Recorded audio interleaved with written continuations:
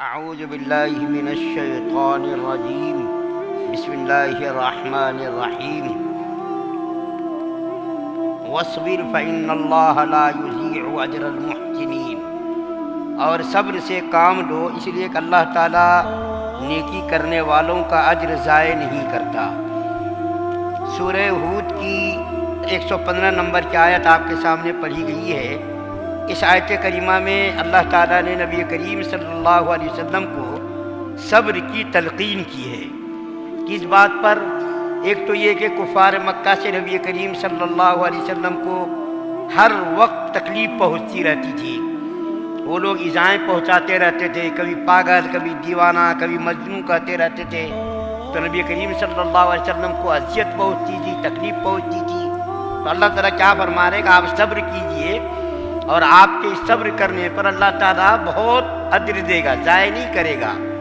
دوسری بات یہ کہ جو اوپر نماز کی تلقین کی گئی کہ آپ وہ دن کے دونوں سروں پر نماز کو ادا کیجئے، رات کے حصے میں بھی نماز کو ادا کیجئے۔ تو نماز ادا کرنے میں جو تکلیف ہوتی ہے، پریشانی ہوتی ہے، اب دیکھیے ہم لوگ آئے اس وقت فجر کا وقت ہے، ٹھنڈی کا موسم ہے، ٹھنڈے پانی سے وضو کرنا ہے، کسی کو نہانا رہتا ہے وہ نہاتا بھی ہے ٹھنڈے پانی سے، تو کتنی تکلیف ہوئی۔ تو اللہ تعالیٰ فرما رہے ہیں کہ اس نماز کے ادا کرنے میں آپ صبر سے کام لیجئے۔ نماز کی ادائیگی میں، رات کو بیدار رہنے میں، اور اس کو جو انجام دینے میں جو آپ کو تکلیف پہنچی ہے اس پہ آپ صبر کیجئے۔ اللہ تعالیٰ اس صبر کے کرنے پر آپ کے اجر کو ضائع نہیں کرے گا۔ یہ مضمون جو اس وقت میں آپ کے سامنے بیان کر رہا ہوں، یہ مضمون قرآن کے بہت سارے مقامات پر اللہ تعالیٰ نے بیان کیا ہے۔ صبر کی تلقین اور نعمتوں پر شکر ادا کرنے کی تلقین۔ اللہ تعالیٰ قرآن کے اندر فرماتے ہیں کہ میری نعمتوں پر تم شکر ادا کرو، میری نعمتوں پر تم شکر ادا کرو، ناشکری مت کرو، کہیں تم ناشکری کرو اور میرا عذاب تم کو پکڑ لے۔ ایک جگہ اللہ تعالیٰ فرماتے ہیں وَبَشِّرِ الصَّابِرِينَ، صبر کرنے والوں کے ساتھ اللہ ہے۔ دیکھیے کتنی بڑی بشارت ہے صبر کرنے والوں کے بارے میں۔ وَبَشِّرِ الصَّابِرِينَ، صبر کرنے والوں کو بشارت سنائیے، اِنَّ اللَّهَ مَعَ الصَّابِرِينَ، اللہ تعالیٰ صبر کرنے والوں کے ساتھ ہے۔ اور ایک جگہ قرآن کے اندر اللہ فرماتے ہیں صبر کرنے والوں کا اجر، اس کا کوئی حد و حساب نہیں ہے۔ صبر کرنے والوں کا جو اجر ہے اس کا کوئی حد و حساب نہیں ہے۔ تو قرآن کے بے شمار مقامات پر اللہ تعالیٰ نے مسلمانوں کو اور نبی کریم صلی اللہ علیہ وسلم کو صبر کی تلقین کی ہے۔ فرمایا گیا ہے، بعض لوگوں نے اس کو حدیث کہا ہے، بعض لوگوں نے کسی بزرگ کا قول کہا ہے، جس آدمی کو 4 چیزیں مل گئیں اس کو دنیا کے اندر جنت مل گئی۔ جس کو 4 چیزیں مل گئیں، سمجھ لوگ اس کو دنیا کے اندر جنت مل گئی۔ کیا ہے وہ؟ ذکر کرنے والی زبان، شکر کرنے والا دل، اور وطن کی روزی، نیک بیوی۔ دیکھیے کتنی بڑی بات ہے کہ آدمی کی زبان ہر وقت اللہ تعالیٰ کی یاد میں منہمک رہے، اللہ تعالیٰ کی یاد سے تر و تازہ رہے، اٹھتے بیٹھتے سوتے جاگتے ہر وقت آدمی اللہ تعالیٰ کے ذکر میں رطب اللسان رہے، اور شکر کرنے والا دل۔ اللہ تعالیٰ جو بھی نعمت دے، کوئی ایسا نہیں ہے کہ کوئی کسی کو دولت مل گئی تو وہ نعمت ہے، یا کسی کے کاروبار میں فائدہ ہو گیا تو نعمت ہے، گاڑی مل گئی تو نعمت ہے، گھر مل گیا تو نعمت ہے۔ صرف یہی نعمت نہیں ہے، انسان کو جو چیز بھی آرام کے لیے مل جائے سب کچھ نعمت ہے۔ سانس کا آنا یہ کتنی بڑی نعمت ہے، سانس کا اندر جانا یہ کتنی بڑی نعمت ہے۔ میں آپ کو دیکھ رہا ہوں، آپ مجھ کو دیکھ رہے ہیں، یہ کتنی بڑی نعمت ہے۔ میں زبان سے بات کر رہا ہوں، آپ سن رہے ہیں، یہ زبان سے بات کرنا بھی اللہ کی نعمت ہے، آپ کا سننا بھی اللہ کی نعمت ہے۔ یہاں بیٹھے ہوئے ہیں، اللہ کے دین کی بات سن رہے ہیں، یہ سب کیا ہے؟ اللہ کی نعمت ہے۔ اللہ تعالیٰ نے انسانوں کو اتنی نعمتیں دے رکھی ہیں، اتنی نعمتیں دے رکھی ہیں کہ اس کا کوئی حد و حساب نہیں، اس کا کوئی شمار نہیں کر سکتا ہے۔ وَإِن تَعُدُّوا نِعْمَةَ اللَّهِ لَا تُحْصُوهَا، کہ اللہ تعالیٰ نے انسانوں پر اتنی نعمتیں برسا رکھی ہیں جس کا کوئی شمار ہی نہیں کر سکتا ہے، جس کی کوئی گنتی نہیں کر سکتا ہے۔ تو ذکر کرنے والی کیا ہے؟ زبان ہو، आदमी आजकल क्या है, बातों बातों में गाली दे देते हैं। किसी को रास्ता चलते हुए ठोकर लग गई तो वहाँ पर इन्ना लिल्लाहि व इन्ना इलैहि राजिऊन पढ़ने के बजाय गाली दे देते हैं। यहाँ पर किसी ने पत्थर डाल दिया है, रोड़ा अटका दिया, यहाँ पर गाली दे देता आदमी, जबान से गाली निकल जाती है। बड़ी बड़ी नेमतों पर हम शुक्र अदा नहीं करने के लिए तैयार हैं। मैं आपके सामने एक सिर्फ वाकया बयान करके बात को ख़त्म करूँगा। अल्लाह ताला ने नबियों को भेजा, तमाम नबी साबिर और शाकिर थे। तमाम नबियों की ज़बान जिक्र और तमाम नबियों का दिल सब्र से लबरेज था।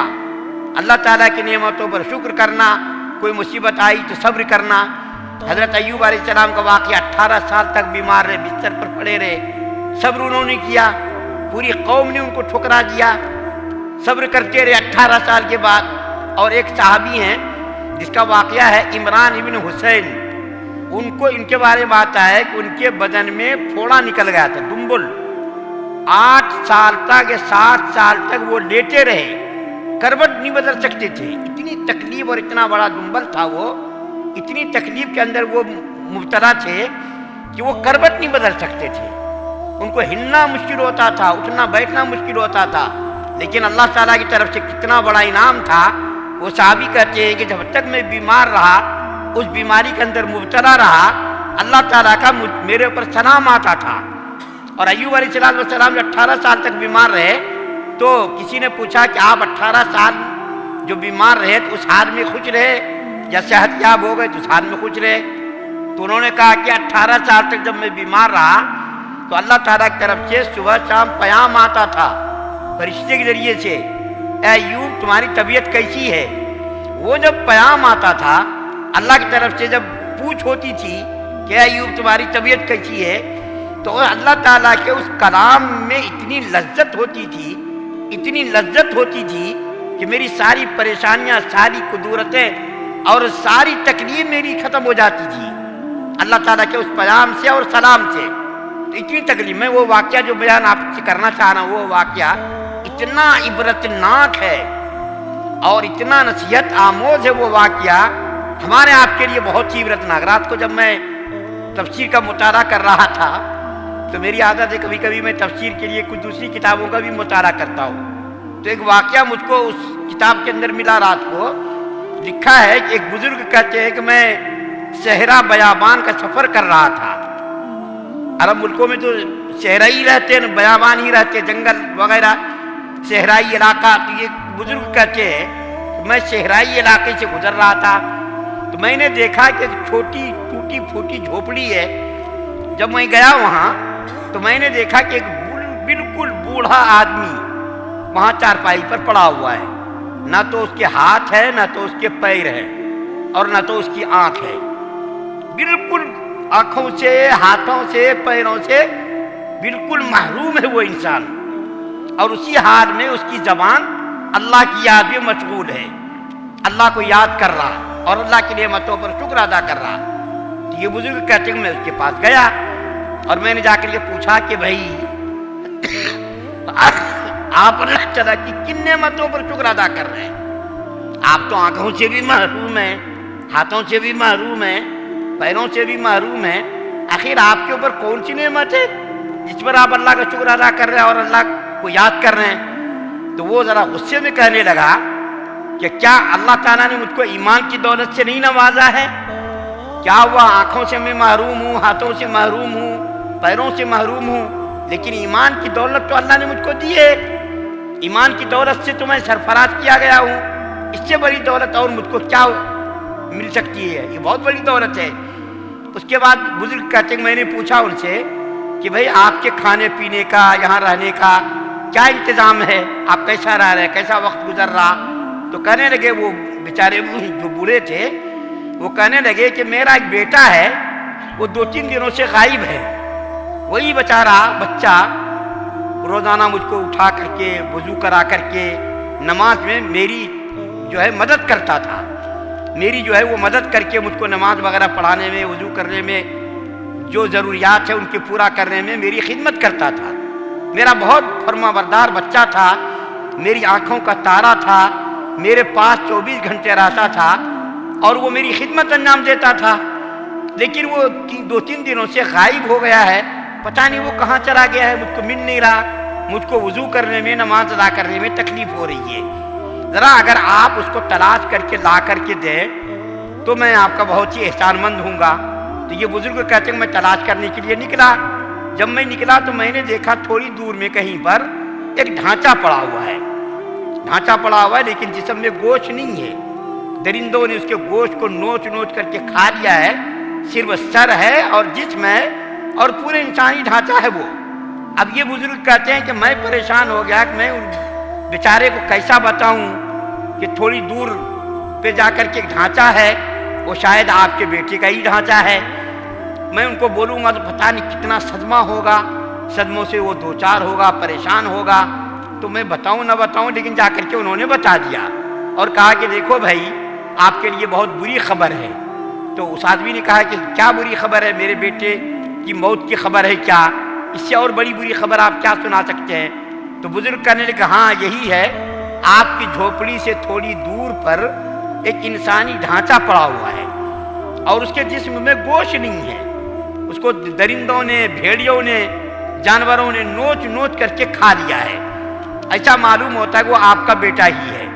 وہ کہنے لگا الحمدللہ اللہ تیرا شکر ہے کہ تو نے مجھ کو اتنا فرما بردار بیٹا دیا تھا اور وہ میری خدمت کرتا تھا، میری نماز میں معاونت کرتا تھا، مدد کرتا تھا، اٹھاتا تھا، بٹھاتا تھا، انسانی ضروریات سے فارغ کراتا تھا، آپ نے اس کو لے لیا، راتوں کو تہجد پڑھتا تھا، جن کو روزہ رکھتا تھا، نمازیں پڑھتا تھا، وہ بیچارہ بوڑھا آدمی بہت ہی رو رو کر کے گریہ بازاری کے ساتھ اللہ تعالیٰ کا شکر ادا کرنے لگا کہ تو نے اس کو بھی دے دیا، اور تھوڑی دیر کے بعد اللہ تعالیٰ نے پھر اس کی روح بھی قبض کر لی، اس بوڑھے آدمی کی بھی تھوڑی دیر کے بعد روح قبض کر لی۔ یہ واقعہ مولانا ذوالفقار صاحب جید احمد ظہور، جس کا میں تذکرہ کرتا رہتا ہوں، انہوں نے لکھا ہے، اور وہ کوئی ایسی ویسی بات نہیں لکھتے، کوئی ایسا ویسا پھینکا پھینکی نہیں کرتے کہ سنا ہوا کچھ سنا دیا ہے، یہ واقعہ اور کسی کتاب میں بھی میں نے پڑھا تھا۔